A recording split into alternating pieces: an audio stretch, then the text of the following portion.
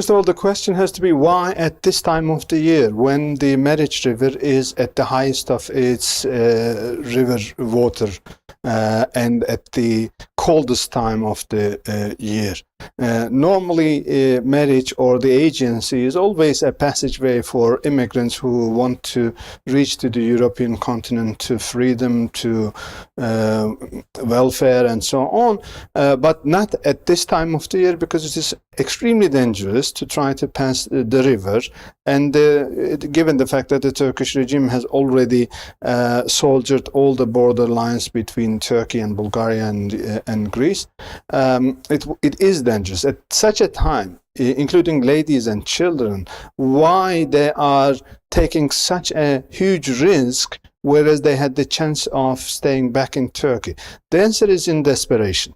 People are desperate back in Turkey. These are mainly members of the dissent, members of the Gülen movement, members of the Kurdish opposition, members of the Kemalist secular opposition groups, members of the people who were actually applauded by the world for their resistance in the Gezi Park events, because they have been sued by the specially created courts, and they don't see any future in Turkey.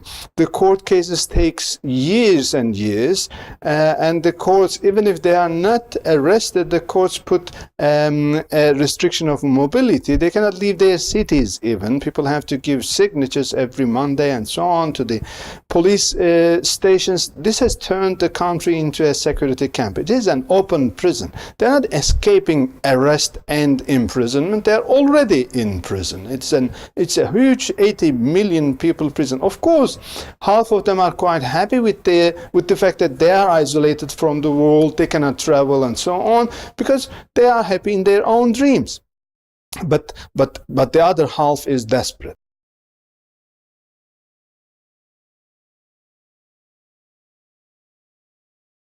This was the famous case where my name was also involved. The same prosecutor asks 3 consecutive life terms for myself and added 15 years of bonus for membership to Gülen movement. And also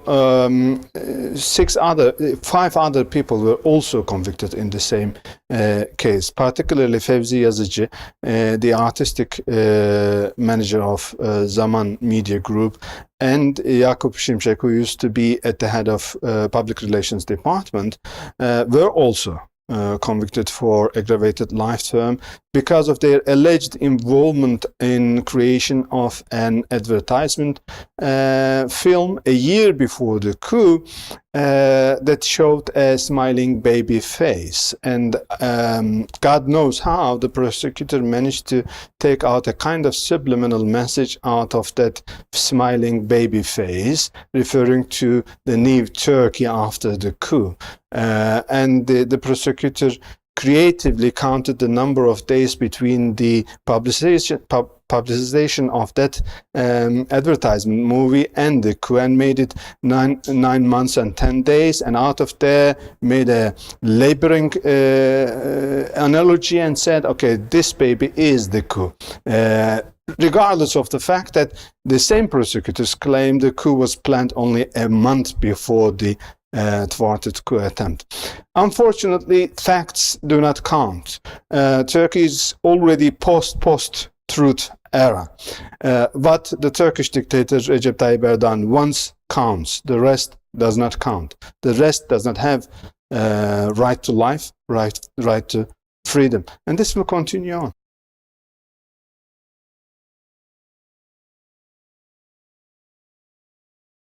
I'm skeptical about whether Turkish regime does have a foreign policy at all. It seems that it is all domestic policy. It is all rhetoric. It is all a grand narrative being marketed to the constituencies, to the voters in Turkey. So if it does pay back in support to the governing party in Turkey, it's acceptable. If it doesn't, it is unacceptable. So the IR theory, international relations, history, practice, or the foreign relations department, they are irrelevant to Turkish foreign policy decisions nowadays. It seems that first the president speaks, then the foreign relations office tries to fill the gap and so on.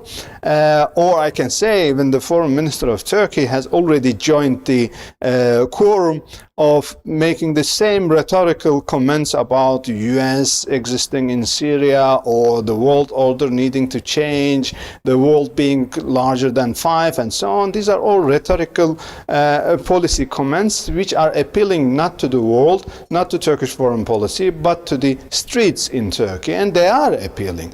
So the idea to go to Manbij is not meant to be so, but it is meant to be publicized. So it is doing the job. Turkish government is actually forging a coalition between an ultranationalist Turkish political party, and this is a new synthesis of, or amalgamation, if you will, of Islamism and Pan-Turanism, which will have long-lasting impact on Turkish domestic policy. And all rhetoric about Manbij or destroying Kurdish existence in Turkey or in Syria is all foundational bricks of that coalition.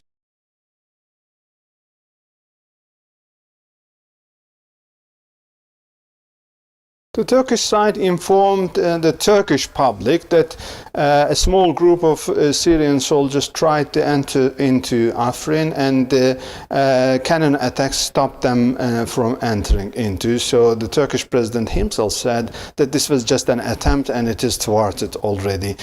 So this is over, he said. But apparently it was not over. Syrian soldiers are already in Afrin, and they are going to continue to come. I believe that this is in collaboration and cooperation with Ankara. I believe that the Turkish government has already realized that it is impossible for Turkish soldiers and army to control a city like Afrin or Irbil or even Halep for a long time. So instead of entering into the heart of the city, they're going to establish some control points around the city, closer to the Turkish border, and leave the city centers where populations are abiding by to the Syrian regime. So largely this is a return to the pre-2012 status quo. The Syrian regime would be happy to take on the role of controlling the north, because this is first legitimacy for the Syrian regime for the first time in the eyes of Ankara and also United States. Second, this is in fact imposition of Sochi agreement by the Russians to the all actors in the region. Third, nobody wants Kurds to be independent. Nobody, apart from the Kurds themselves, wants them to be stronger than their population necessitates. And when it comes to population statistics, Syrian regime and Turkish regime does have smaller numbers in their minds compared to the actual real numbers on ground. So Kurds will be given a limited autonomy in the region under the control of Syrian regime, and we will turn back to the pre-2012 statu quo. This, I will use a Turkish term, a creative way of licking the spit that you have done, or undoing what has been done up until now.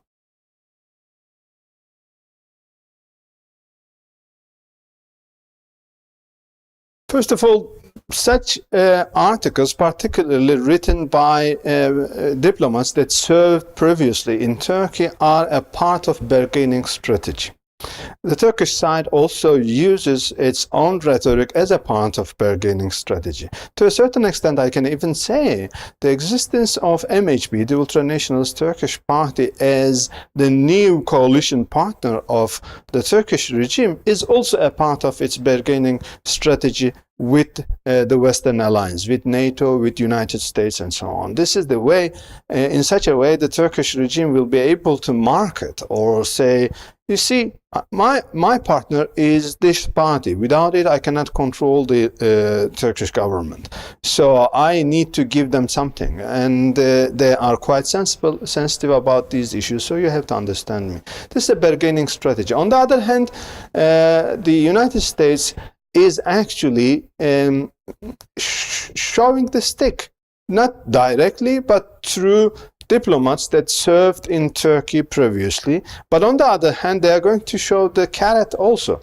I'm sure in the coming few days, another diplomat that had served in Turkey will write another article somewhere or there claiming that Turkey is indispensable for American interests in the region. So Pentagon and the State Department has to do their utmost in order to convince the Turkish regime to continue on in the Western alliance. So this is the bargaining strategy. It's a creative way. It is working.